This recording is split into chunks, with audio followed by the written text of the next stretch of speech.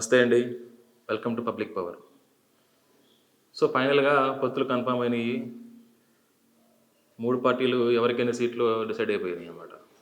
అంటే మొన్నటిదాకా టీడీపీ, జనసేననే సీట్లు పంచుకున్నాయి.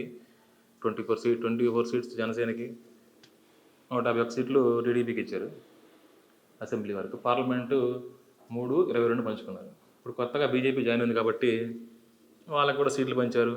10 అసెంబ్లీ స్థానాలు ఇచ్చారు. పార్లమెంట్ ఎక్కువగా 6 ఇచ్చారు. సో ఫైనల్గా ఎలక్షన్కి వెళ్ళే ముందు నిర్ణయం తీసుకున్న సీట్లు అయితే ఇవి. జనసేన 21 అసెంబ్లీ సీట్లు, 2 పార్లమెంట్ సీట్లు. టీడీపీ 104 అసెంబ్లీ సీట్లు, 17 పార్లమెంట్ సీట్లు. బీజేపీ వచ్చేసి 10 అసెంబ్లీ సీట్లు, 6 పార్లమెంట్ సీట్లు తీసుకున్నారు. ఈ విషయం ఏంటంటే ఎందుకు జనసేన కానీ టీడీపీ కానీ బీజేపీతో పొత్తు కోసం అంతా ఎందుకు తప్పతరపడింది అంటే వాళ్ళకి అన్ని సీట్లు ఎందుకు ఇవ్వాలి?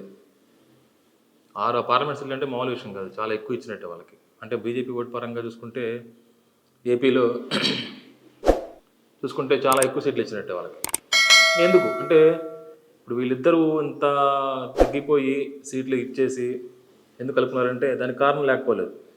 ఫస్ట్ ఆఫ్ ఆల్ మన స్టేట్లో ఎలక్షన్ చేయాలి అంటే ఇప్పుడున్న రాజకీయ పరిస్థితుల్లో చాలా టఫ్ ఫైట్ అయింది. ఎందుకంటే అధికారం ఉన్న వాళ్ళు ఎలక్షన్ జరగకుండా ఆపొచ్చు, చాలా చేయొచ్చు. సో వీళ్ళు ఏంటంటే నిర్ణయం డిసైడ్ అయింది, కనీసం ఎలక్షన్ చేయాలంటే కూడా మనకి సపోర్ట్ కావాలి సెంట్రల్ నుంచి. దీంట్లో మెయిన్గా ఏంటంటే పవన్ అనే వ్యక్తి పూర్తి రాజకీయం నేర్చుకున్నాడు, వ్యూహాలు బాగా వేస్తున్నాడు, పై ఎత్తులు వేస్తున్నాడు. ఎందుకంటే 24 సీట్ల నుంచి 3 సీట్లు వెనక్కి ఇవ్వడం అంటే చాలా గొప్ప విషయం అది. అంటే ఆయన ఏంటంటే ఎలాగైనా సరే ఈసారి అసెంబ్లీలో అడుగు పెట్టాలి, కనీసం 20 స్థానాల్లో 20 మంది ఎమ్మెల్యేలతో అసెంబ్లీలో కూర్చోవాలి. అప్పుడే కదా ఇప్పుడు అతను ఇప్పుడు నా గురించి తెలియాలంటే నీ గురించి చెప్పాలి కదా, చెప్పే అవకాశం రావాలి కదా ఎవరికైనా. అలాగే ఆయన కూడా ఇప్పుడు ఆయన గురించి తెలియాలంటే ఆయన మెంటాలిటీ ఏంటి, ఆయన ఆలోచన ఎలా ఉండిద్ది, నిజంగా నిజాయితీపరుడా తెలియాలంటే ఆయన చెప్పే వినాలంటే ఒక స్టేజ్ కావాలి కదా. సో ఆయన ఏంటంటే డిసైడ్ అయింది ఎలక్షన్స్కి ఏది ఏమైనా సరే, ఎన్ని సీట్లు తగ్గైనా సరే అసెంబ్లీలో అడుగుపెట్టాలి, జనసేన వాడిని అసెంబ్లీలో వినిపించాలి, జనసేన బలమేంటో అసెంబ్లీ చూపించాలి అనుకుంటున్నాడు. దానికోసం టీడీపీ 24 సీట్స్ అప్పుడే జన సైనికుల్లో బాగా వచ్చిన వ్యతిరేకత.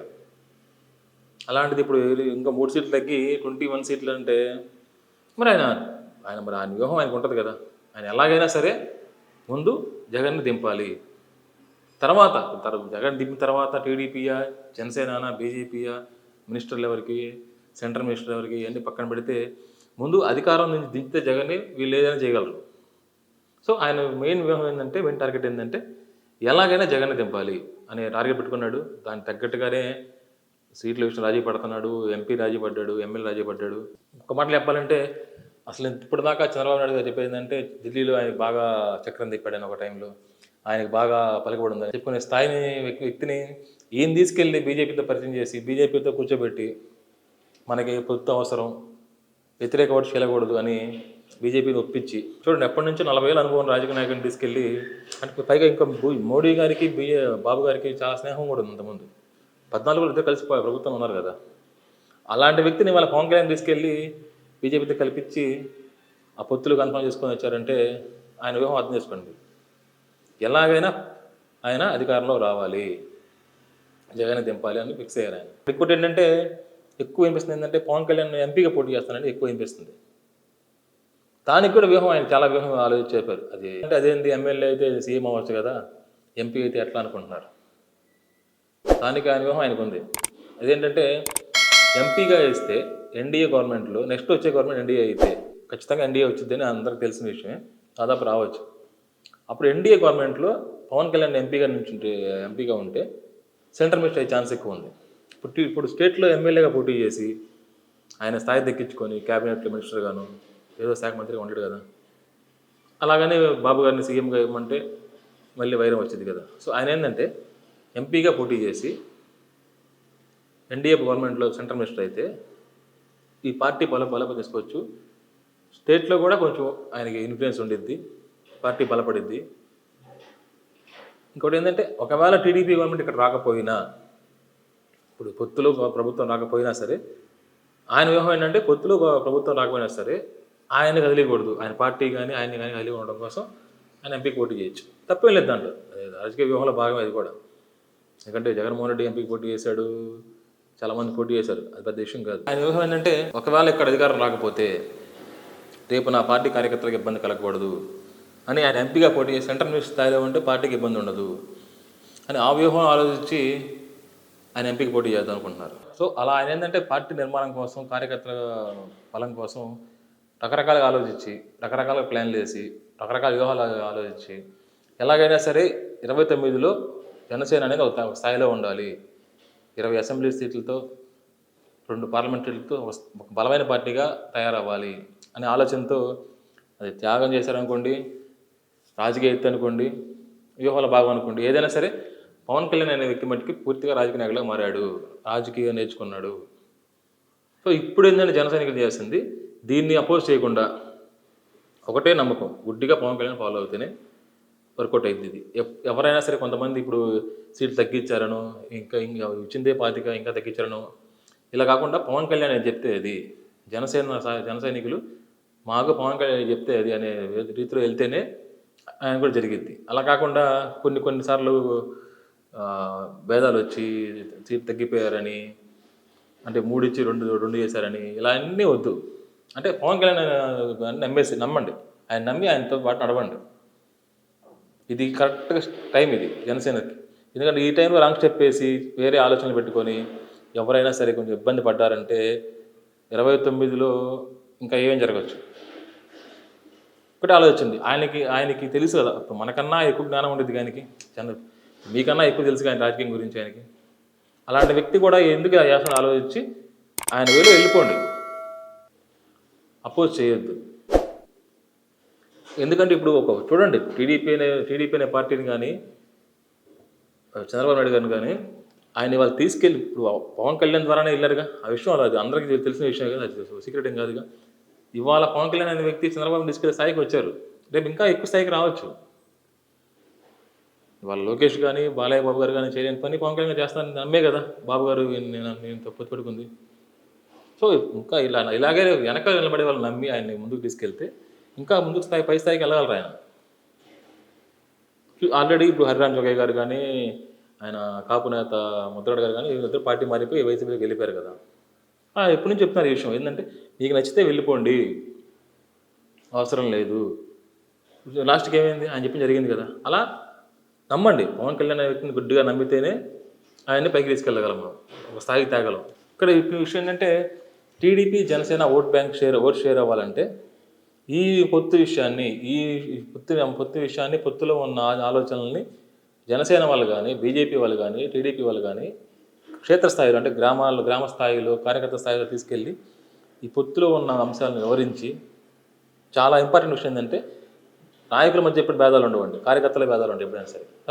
అది గుర్తుంచుకొని ప్రతి 3 పార్టీ 2 పార్టీల కార్యకర్తలు ఉండడం చాలా కష్టమైన విషయం. అలాంటిది ఇప్పుడు 3 పార్టీలు లేని, సో ఈ 3 పార్టీ కార్యకర్తలని ఓటర్లని కలుపుకొని వెళ్ళటం అంటే చాలా కష్టమైన పని.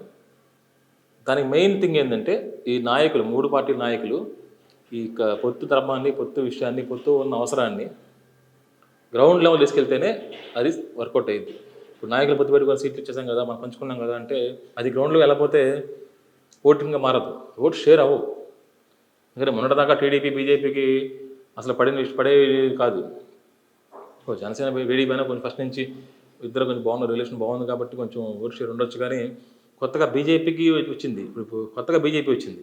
ఇప్పుడు ఆ బీజేపీకి టీడీపీకి అసలు మొన్నటిదాకా చాలా వైరం ఉంది కదా. 19 చూసాం ఏం జరిగిందో, బాబు గారు ఇండియా మొత్తం తిరిగారు బీజేపీ వచ్చి. మరి ఇవాళ మధ్య కలిసి ఎలక్షన్కి వెళ్ళాలంటే చాలా కష్టమైన విషయం. అందుకే మ్యాక్సిమం కార్యకర్తలు కానీ, మ్యాక్సిమం ఓటర్స్ కానీ, మ్యాక్సిమం నాయకులు కానీ ఈ పొత్తు అవసరాన్ని, పొత్తు ధర్మాన్ని ఎంతవరకు చేరగలిగితే అంతవరకు చేరేయండి, పొత్తు అవసరాన్ని చేరేయండి. జనసేన వాళ్ళు అలిగి ఉంటారు, బీజేపీ వాళ్ళు కొంచెం బీజేపీ వాళ్ళకి ఏంటంటే 10 సీట్లు అంటే బీజేపీకి ఉన్న ఓట్ బ్యాంకింగ్, ఏపీలో 10 అసెంబ్లీ సీట్లు, 6 పార్లమెంట్ సీట్లు అంటే చాలా పెద్ద విషయం. కానీ ఇక్కడ మెయిన్ ఏంటంటే జనసేన వాళ్ళని కలుపుకోండి. జనసేనకి ఏంటంటే జనసేనకు ఉన్న ఓటింగ్ పర్సెంట్ ఎక్కువ, వచ్చిన సీట్లు తక్కువ. ఎందుకంటే జనసేన ఓటింగే కీలకం. 19లో 40 స్థానాలు 50 స్థానాలు జనసేన వల్ల పోయినాయి టీడీపీకి. జనసేన ఓటర్ చాలా కీలకం. టీడీపీ వాళ్ళు, బీజేపీ వాళ్ళు ఇవ్వలకు పోకుండా, మీ మనస్పర్ధలు పోకుండా, కార్యకర్తలు కానీ వాళ్ళు కానీ గొడవలని మర్చిపోయి జనసేన వాళ్ళని కలుపుకొని 3 కార్యకర్తలు ఒక లైన్ వైపు వచ్చి ఒక ఆలోచనతో వచ్చి ఎలాగైనా గెలిపించాలి కొత్త కూటమిని అని ఫిక్స్ అయితేనే వర్కౌట్ అయ్యింది. లేదంటే జగన్కున్న బలం ముందు ఇవి ఏమన్నా మైనస్ అయినా జగన్కున్న బలం ముందు ఇవన్నీ నిలబడవు. ఎందుకంటే జగన్కున్న ఓటు బలం జగన్కి ఒక ఫిక్స్ ఓట్ బ్యాంక్ ఉంది.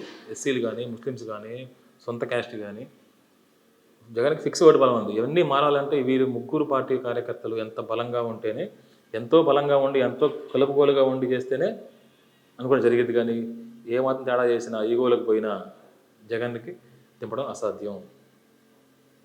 చూడండి పవన్ కళ్యాణ్ అందుకే అంత తగ్గి అంత రాజీ పడి అంత అడ్జస్ట్ అయిపోయి ఆయన ఎందుకున్నారంటే ఎలాగైనా జగన్ దింపాలి అదే అనుకుంటున్నాడు. కాబట్టి అదే ఆలోచన కార్యకర్తల్లో కూడా ముగ్గురు కార్యకర్తల్లో ఉండాలి.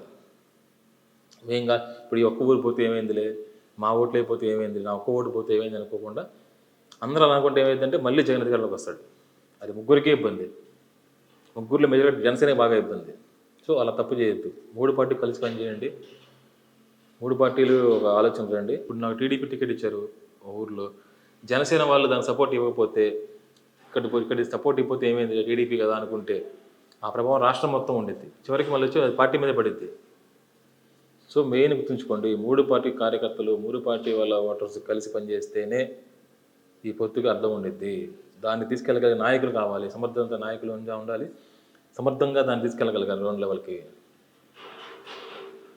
లేదా పంతొమ్మిది జరిగితే వదిలిపెట్టేది. జగన్ చాలా బలంగా ఉన్నాడు పథకాలతో, ఓట్ బ్యాంక్తో చాలా బలంగా ఉన్నాడు. ఆ బలాన్ని చూసుకునే కదా ఇప్పుడు ఎంతమంది ఒకటయ్యారంటే జగన్ బలం ఎంత ఉంది కాబట్టి ఎంతమంది ఒకటయ్యారు కదా. కానీ దాన్ని గ్రౌండ్ లెవెల్ దాకా తీసుకెళ్ళగలిగితేనే ఈ పొత్తు పెట్టుకున్న అర్థం ఉండేది. అలా కాకుండా ఎవరికి వాళ్ళు ఈగోలకు పోయి గ్రౌండ్ లెవెల్లో కార్యకర్త కలిసి పని చేయకపోతే కార్యకర్త పనిచేయాలంటే చేయవలసిన నాయకులే ముఖ్యం. దానికి నాయకుల డైరెక్షన్లోనే, అంటే లోకల్ నాయకుల డైరెక్షన్లోనే కార్యకర్త నడుస్తారు. సో లోకల్ నాయకులే బాగా ముఖ్యం. దీనికి కార్యకర్తలని కలుపుకొని వెళ్ళండి. చూద్దాం మరి ఇప్పుడు ఫైనల్గా ఏంటంటే మూడు పార్టీలు అదిగా ఒక కూటమికి ఏర్పడ్డాయి. అంటే ఒక రకంగా చెప్పాలంటే జగన్ అప్పటి వైపు ఉన్నాడు, కాంగ్రెస్ పార్టీ కానీ, బీజేపీ కానీ, టీడీపీ కానీ, జనసేన కానీ మొత్తం వైపు ఉంది, జగన్ అప్పటి వైపు ఉన్నాడు. చూద్దాం మరి 24లో ఏం జరిగిద్దో. ఎలక్షన్ అయితే 3-4 నెలలు ఉన్నాయి, 3 నెలలు ఎలక్షన్స్ ఉన్నాయి, రిజల్ట్స్ 4 నెలలు ఉంటున్నాయి. ఈ 4 నెలలు తెలిసిపోయింది అన్నమాట. అసలు ఎవరి బలం ఏంటి, ఎవరి వ్యూహాలు ఫలించినాయి, ఎవరి వ్యూహాలు మంచిగా ఉన్నాయి అనేది తెలిసిపోయింది ఈ 4 నెలల్లో.